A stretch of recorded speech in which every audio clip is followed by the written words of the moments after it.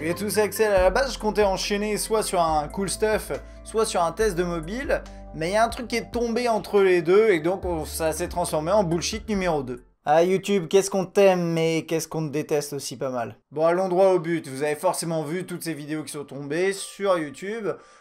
Deux créateurs qui se plaignent des changements récents qui ont été effectués sur la plateforme. Alors vous inquiétez pas, je ne vais pas vraiment entrer dans les détails sur les points qui embêtent les youtubeurs, puisque ça, de toute façon, vous avez des dizaines, voire des centaines de vidéos qui ont été diffusées, ne serait-ce qu'en France. On va quand même faire un tour sur les points en question rapidement. On sait pas dans un ordre particulier, mais premier truc, c'est qu'apparemment, quand on publie des vidéos, il y a des abonnés qui se désabonnent automatiquement et sans qu'ils le désirent particulièrement. Je vous cache pas que moi je l'ai pas vraiment constaté sur ma chaîne, bon c'est aussi dû au fait que je publie pas beaucoup ces derniers temps et qu'en plus j'ai pas des chiffres forcément très élevés. Par contre pour certains youtubeurs c'est vraiment flagrant, les jours de publication ils perdent des centaines d'abonnés. Ensuite on a l'histoire des abonnements et du fait que parfois certaines vidéos ne se retrouvent pas dans la liste des abonnements pour les utilisateurs ou bien apparaissent quelques jours après, quelques heures après. Ensuite les créateurs se plaignent globalement de la façon dont YouTube met en avant des contenus, c'est-à-dire que dès la homepage on a des contenus recommandés, on a un onglet tendance qui est pas très intéressant, qui est d'ailleurs plutôt dégueulasse, mais il a toujours été plus ou moins dégueulasse quand même cet onglet. Cela étant dit, maintenant vous avez aussi des contenus qui ont rien à voir avec du YouTube, ça va être des contenus télévisés, etc. qui sont mis en avant. On sait pas s'il n'y a pas des magouilles derrière, mais bon, c'est une question qu'on peut se poser. Et le dernier problème, et qui est probablement le plus gros, c'est le fait que YouTube change régulièrement son algorithme qui met plus ou moins en avant les vidéos, sans prévenir, sans donner d'informations sur comment ça fonctionne. Bon, pour moi, il y a deux choses à relever ici. La première chose, c'est tout simplement que YouTube a l'habitude, on va dire, de prendre de mauvaises décisions, de pas forcément écouter sa communauté, de pas écouter les créateurs, de pas écouter les utilisateurs, et pond des fonctionnalités qui sont souvent à côté de la plaque. Il peut y avoir des exceptions, l'année prochaine, ils vont intégrer leur réseau social aux chaînes YouTube, donc c'est une sorte d'onglet communauté qui sera intégré sur les chaînes avec possibilité de communiquer comme via des tweets ou Facebook si vous voulez avec les utilisateurs, et ça c'est vraiment cool. Mais à côté de ça, il y a plein d'éléments, et je vais vous en citer quelques-uns qui vous montrent qu'effectivement, ils prennent de mauvaises décisions. Un des points que j'ai remarqué rapidement, parce que je fais des lives depuis plusieurs années, c'est le fait que l'outil live est complètement à chier. Ils en ont lancé un peut-être en avance, j'en sais rien, je m'en rends pas compte, après ils l'ont complètement abandonné, et moi je l'ai utilisé pendant quelques temps, et je peux vous dire que c'est vraiment pas terrible. Et jusqu'au moment où ils ont lancé YouTube Gaming, là, à ce moment-là, ils ont commencé à proposer un outil qui était pas dégueulasse. Sauf que même si l'outil live est moins mauvais ces temps-ci, il reste bien moins bon qu'un Twitch par exemple, à part pour les options de qualité éventuellement.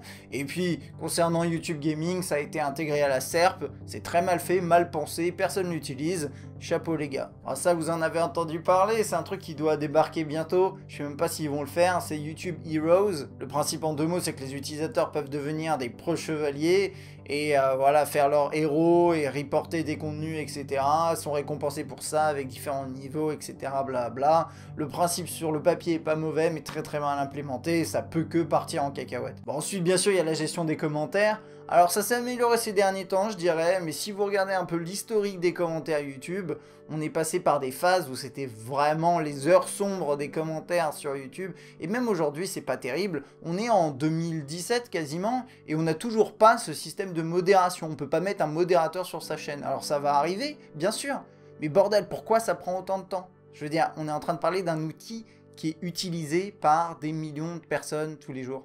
C'est con quand même. Bon, toujours en lien avec les commentaires, mais pas uniquement. Il y a cette foutue intégration de Google Plus à toutes les sauces. On l'a moins qu'avant, parce que je pense qu'ils sont en train de réaliser que c'est quand même un sacré fail, ce réseau social. Si on peut l'appeler réseau social, puisque un réseau social, il faut qu'il y ait des gens dessus, et c'est pas le cas. Ou le temps simplement qu'ils ont mis à déployer des annotations, un système similaire aux annotations qui soit compatible sur mobile. Ça a pris des années, l'outil d'annotation il était à chier. Et pour ceux qui l'ont utilisé, vous savez de quoi je parle. Maintenant, on a un système de template qui est pas mal, qui fonctionne sur mobile, c'est cool, mais ça prend trop de temps, ça prend beaucoup trop de temps. Bon, il y a un dernier point, mais ça c'est plus un coup de gueule en tant que youtubeur français, c'est que YouTube a un développement qui est très axé États-Unis et que de fait, toutes les bonnes fonctionnalités ou les nouvelles fonctionnalités de base arrivent aux États-Unis ou ne sont jamais déployées chez nous. Et là, par exemple, je pense au financement par la communauté. Ça, c'est un truc qui existe aux États-Unis, pas forcément sur toutes les chaînes. Je sais pas exactement où ils en sont là-dessus. Mais si vous regardez bien comment fonctionne du Patreon, comment fonctionne Twitch, surtout, parce que pour moi, c'est un excellent exemple, vous voyez que la communauté est prête à s'investir dans les créateurs, mais ils ont toujours pas déployé ça en France et un peu partout dans le monde. Bon, et le second point à relever, parce que tout ce que je viens de vous citer, c'est des exemples du premier, au cas où je vous ai perdu, déjà, c'est que effectivement YouTube a tendance à ne pas écouter les utilisateurs, ne pas écouter les créateurs, et surtout quand ils font des changements, quand ils font des ajustements sur leur site, ils préviennent personne, ils font tout à l'arrache, et au final ça crée des problèmes. Mais je pense qu'il ne faut pas oublier que YouTube appartient à Google, et que YouTube partage de fait les problèmes que Google rencontre. Et quand je dis problème, je pense plus au travers qu'à Google. Alors j'ai parlé régulièrement des problèmes que je constatais chez Google, j'en ai parlé en vidéo, j'en ai parlé en article, ça fait déjà 2-3 ans que j'en parle, alors que les problèmes ça existe depuis plus longtemps que ça. Ce qu'il faut comprendre, c'est que ce souci qu'on a sur YouTube avec, en particulier ce point sur les algorithmes, c'est quelque chose qui s'applique complètement à Google, le moteur de recherche. On appelle ça le référencement naturel, c'est le simple fait de est-ce que tu es bien ou pas indexé dans ce moteur de recherche qui est Google, ou bien sûr les autres, mais surtout Google. C'est devenu un métier ces dernières années, c'est devenu une spécialité, une expertise, c'est compliqué. Pourquoi? Parce que l'algorithme est complexe, l'algorithme change sans prévenir. Alors parfois il y a des changelogs qui sont publiés, mais c'est assez obscur, c'est très très obscur pour qu'il y ait le moins de manipulation possible. Mais au final, dans le monde de l'édition, le rôle premier, au-delà de la qualité du contenu, et ça rebondit un petit peu sur ma précédente vidéo, je vais tourner vachement sur ce genre de sujet, mais c'est qu'au final, l'importance, c'est pas de faire du bon contenu, c'est de faire du contenu qui est bien référencé, qui peut être bien référençable, c'est de savoir bien manipuler l'algorithme de Google pour pouvoir avoir du succès en tant qu'éditeur. Et moi, ce que j'ai peur, et c'est ce qui est en train d'arriver actuellement sur YouTube, c'est que cette même logique, qui est une logique de fond, n'importe quel éditeur web, si vous regardez comment son audience se développe, c'est via le référencement naturel. Je veux dire, c'est la base. Il y a les réseaux sociaux qui montent, et ça c'est un plus, mais c'est le référencement naturel sur Google. La même chose est en train de se faire sur YouTube. C'est-à-dire que ce qui est plus important, c'est pas quel contenu vous créez, mais comment vous arrivez à le mettre en avant en comprenant vraiment bien comment YouTube fonctionne, en comprenant bien les systèmes d'algorithmes. Typiquement, un des changements récents qu'il y a eu, c'est le système du fait que apparemment il prenait maintenant plus en compte les likes et les commentaires, et que du coup, il y a des youtubeurs qui se sont mis à demander en début de vidéo, envoyer du like, envoyer du commentaire, et c'est aussi comme ça qu'elles se retrouvent en avant ces vidéos, alors que peut-être que le contenu est à chier derrière. Tout ça, c'était pour faire un petit tour sur ce point-là, dont vous avez sûrement entendu parler partout sur YouTube. Vous êtes posé des questions peut-être éventuellement. J'essaie juste de prendre un tout petit peu de recul et de comprendre d'où ça vient. Et pour moi, ça, c'est simplement que c'est un des travers de Google, que c'est quelque chose qui va arriver, qui va se reproduire à de nombreuses reprises, et il va falloir faire avec.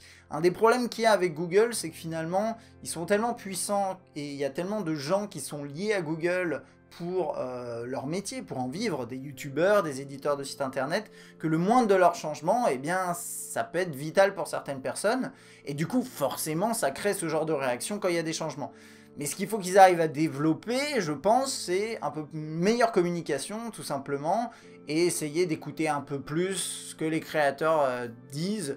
Et actuellement, j'ai le sentiment que c'est pas du tout le cas. Si vous regardez tout ce qui s'est passé avec PewDiePie, qui s'est plaint, etc., qui a fait son troll avec sa suppression de chaîne, etc., il disait clairement qu'il avait zéro contact, ou il avait peut-être, moi aussi j'ai des contacts chez YouTube, mais c'est pas des contacts qui sont maîtres des systèmes, qui sont maîtres des stratégies, qui sont maîtres de tout ça. Et PewDiePie non plus, qui est le plus gros youtubeur, n'a pas accès à tout ça, ne peut pas être prévenu, ne peut pas échanger avec ces gens-là. Et pour finir, je dirais simplement qu'aujourd'hui, malheureusement, on est encore et toujours dans cette situation monopolistique de Google, que ce soit d'un côté le moteur de recherche, ça fait des années, surtout YouTube, et il n'y a pas vraiment de challenger aujourd'hui, et ça c'est un vrai problème, parce que s'il n'y a pas de challenger, ils peuvent faire absolument ce qu'ils veulent, et tout le monde est obligé de suivre, de lécher les bottes gentiment de YouTube, et ça c'est gênant, je pense que c'est un vrai problème. Moi je crois pas mal en Twitch. Malheureusement, Twitch, ils sont très axés sur le live, leur fonctionnalité pour éventuellement publier des vidéos en statique, etc. C'est pas très intéressant pour l'instant. Je pense que c'est un des acteurs qui pourrait éventuellement dans le gaming se faire une place un peu plus forte hors live.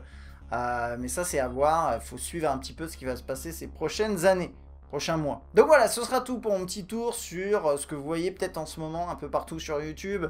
Si vous avez constaté par exemple qu'effectivement vous avez été désabonné de certaines chaînes, que je sais pas, qu'il y a des créateurs que vous voyez qui perdent en abonnés, qu'il y a certaines vidéos que vous les voyez pas dans votre flux, ce genre de choses, n'hésitez pas à me le dire dans les commentaires, ça m'intéresse. J'avais fait d'ailleurs un sondage sur Twitter et j'ai eu 13% de gens qui m'ont dit effectivement j'ai été désabonné de ta chaîne. Je leur ai demandé d'aller vérifier, il y a eu environ 170 réponses, merci d'ailleurs aux personnes qui ont participé.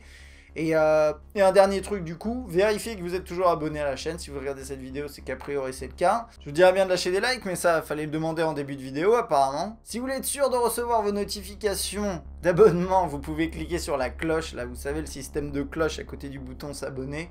Ça peut toujours être utile, je sais pas si ça marche bien. Si vous avez envie, allez-y. Moi, je vous dis à très bientôt. Ciao.